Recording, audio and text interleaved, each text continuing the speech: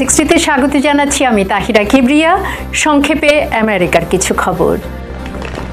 যুক্তরাষ্ট্রের পররাষ্ট্রমন্ত্রী Antony Blinken NATO পররাষ্ট্রমন্ত্রীদের একটি অনানুষ্ঠানিক বৈঠকে যোগ দেওয়ার জন্য বৃহস্পতিবার চেক প্রজাতন্ত্র সফর করছেন।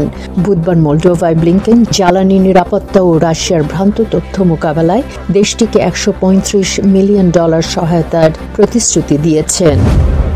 নিউ ইয়র্কের নাসাউ কাউন্টির কর্তৃপক্ষ বুধবার ঘোষণা করেছে যে তারা 9 জুন ভারত ও পাকিস্তানের মধ্যকার ক্রিকেট ম্যাচের নিরাপত্তার জন্য অতিরিক্ত 100 পুলিশ কর্মকর্তা নিয়োগ করবে। আইসিসকের এক সমর্থক ওই ম্যাচে হামলার হুমকি দিয়েছে।